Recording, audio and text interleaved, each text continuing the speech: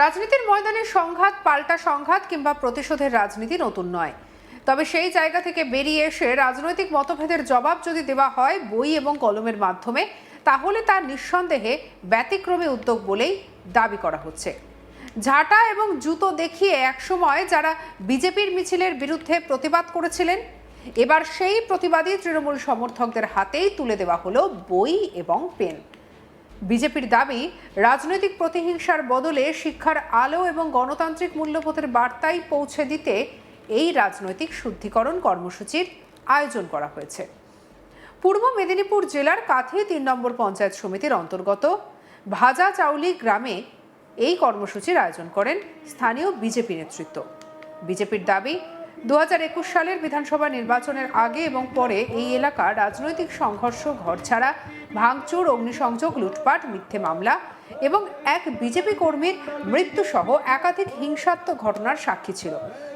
সেই সময় বিজেপির একটি মিছিলকে লক্ষ্য করে এলাকায় কয়েকটি সংখ্যালঘু পরিবারের সদস্যরা ঝাঁটা এবং জুতো দেখিয়ে বিক্ষোভও দেখিয়েছিলেন বলে দাবি দলের। বিজেপির বক্তব্য, 2026 সালে রাজ্যে রাজনৈতিক পরিবর্তনের পর এখনো পর্যন্ত এই এলাকায় রাজনৈতিক হিংসার কোনো ঘটনাই ঘটেনি। তাই অতীতের বিভাজন এবং সংঘাতের পরিবেশ এই মানুষকে বের করে এনে শান্তি এবং সৌহার্দ্যের বার্তা দিতে এই বিশেষ উদ্যোগ নেওয়া হয়েছে। দলের দাবি, যারা অতীতে রাজনৈতিক প্রতিহিংসার ঘটনাগুলিতে যুক্ত ছিলেন তাদের অনেকেই তৎকালীন তৃণমূল নেতৃত্বের প্ররোচনায় বা নির্দেশ মতো কাজ করেছেন। বিজেপির মণ্ডল সভাপতি বিপুলেশ ধারা কি বলছেন, শুনবো তার কথা।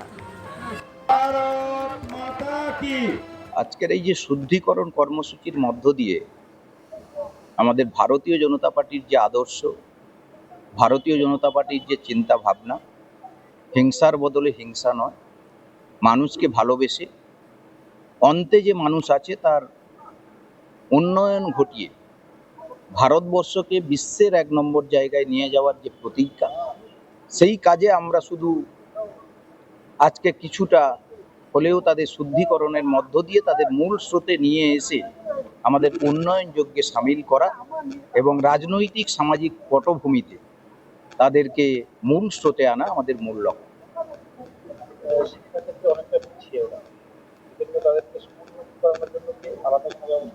নিশ্চিত সরকার, আমাদের মাননীয় মুখ্যমন্ত্রী, তিনি উদ্যোগ নিয়েছেন এবং পরবর্তীকালে নিশ্চিত তিনি এ ব্যাপারে সর্বতোভাবে তিনি সচেষ্ট হবেন এবং তার জন্য যে পরিকল্পনা, তিনি অবশ্যই পরিকল্পনা নিয়েছেন।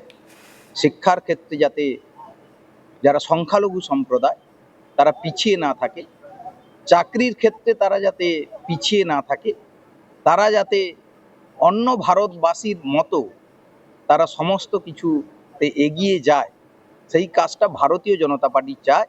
আর পূর্বতন যারা সরকারে ছিল তারা শুধু একটা ভোট ব্যাংক হিসাবে মুসলিম সম্প্রদায় বা সংখ্যালঘু সম্প্রদায়কে তারা ব্যবহার করতে চেয়েছিল। তারা মুসলিম সম্প্রদায় বা সংখ্যালঘু সম্প্রদায়ের মানুষরা তারাও কিন্তু বুঝে গেছে, যাতে তাদের যে প্রতারণা তারা ধরে ফেলেছে। তারাও নিশ্চিত সর্বস্তরের যারা সংখ্যালঘু মানুষ তারা ভারতীয় জনতা পার্টির সপক্ষে এসে তারাও এই উন্নয়ন যজ্ঞে সামিল হবে, এটা আমাদের আশা। সেই কারণে তাদের বিরুদ্ধে প্রতিশোধ নয়, বরং শিক্ষার মাধ্যমে সামাজিক এবং রাজনৈতিক সচেতনতা গড়ে তোলার লক্ষ্যেই প্রতিবাদী তৃণমূল সমর্থকদের আমন্ত্রণ জানিয়ে প্রত্যেকের হাতে বই ও পেন তুলে দেওয়া হয়। বিজেপির দাবি, শিক্ষার আলোই পারে হিংসার রাজনীতি থেকে মানুষকে দূরে সরিয়ে গণতান্ত্রিক চেতনার মূল স্রোতে ফিরিয়ে আনতে। এই কর্মসূচিতে উপস্থিত ছিলেন রামনগর বিধানসভা কেন্দ্রের বিধায়ক ডক্টর চন্দ্রশেখর মণ্ডল। তিনি বলেন, 2021 সালের বিধানসভা নির্বাচনের প্রচারের সময় সুমিতা সিনহার একাধিক বিজেপি নেতা আক্রান্ত হন। তবে বিজেপির মূল আদর্শ প্রতিশোধ নয়, বরং সমাজকে ইতিবাচক পথে এগিয়ে নিয়ে যাওয়া। তার দাবি, যারা সেই সময় এই ধরনের ঘটনার সঙ্গে যুক্ত ছিলেন তাদেরকে দিয়ে এই সব কাজ করানো হয়েছে। তাই তাদের শাস্তি নয়, শিক্ষার মাধ্যমে মূল স্রোতে ফিরিয়ে আনাই দলের লক্ষ্য।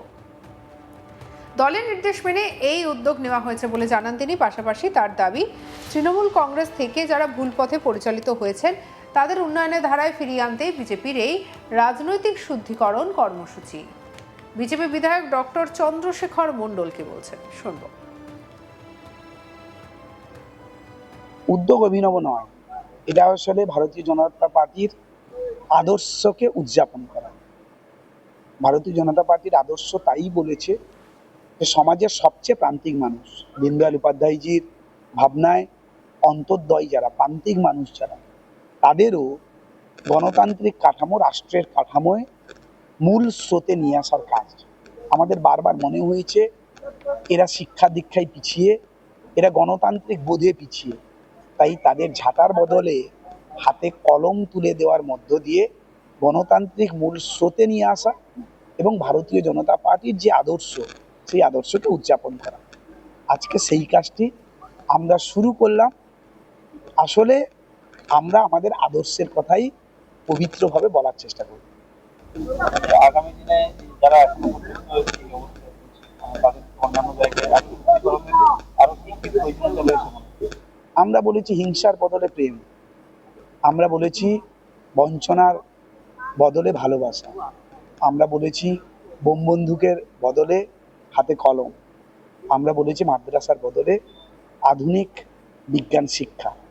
এই আদর্শ যারা যারা বাইরে আছেন, বিগত সরকার প্রতিনিয়ত তাদেরকে ভুল বুঝিয়ে কেবল একটি রাজনৈতিক বস্তুতে রূপান্তরিত করেছিল, একটি ভোটার বাদ দিয়ে কিছুই ভাবে, এবং বহু ক্ষেত্রেই একটি বিশেষ সম্প্রদায় যাদের, সেই কথাগুলো আমি বলতে চাইছি না, পূর্বের নেত্রী যাদের দুধের গাই বলে উল্লেখ করেছিলেন, আসলে তাদের যে ধ্বংস করে দিয়ে গেছে তাদের আমরা সচেতন করতে চাইছি।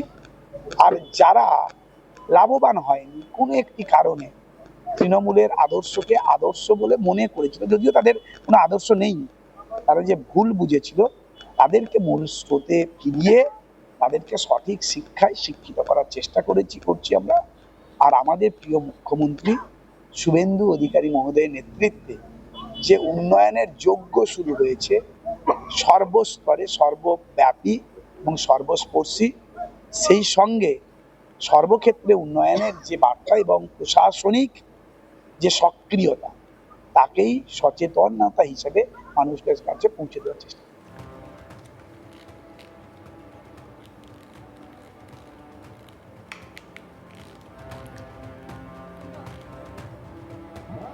ইতিমধ্যেই পূর্ব মেদিনীপুরের কাঁথিতে এই শুদ্ধিকরণ কর্মসূচির আয়োজন করা হয়েছে এবং বিজেপির কর্মী সমর্থকরা তারা এদিন শ্যামাপ্রসাদের ছবিতে মাল্যদান করেন। সেই ছবি উঠে এসেছে। রাজনীতির ময়দানে সংঘাত, পাল্টা সংঘাত কিংবা প্রতিশোধের রাজনীতি তো একেবারেই নতুন নয়, তবে সেই জায়গা থেকে বেরিয়ে এসে রাজনৈতিক মতভেদের জবাব যদি দেওয়া হয় বই এবং কলমের মাধ্যমে, তা নিঃসন্দেহে ব্যতিক্রমী। আপনার মতামত জানান, সাবস্ক্রাইব করুন আজ তাক বাংলাকে।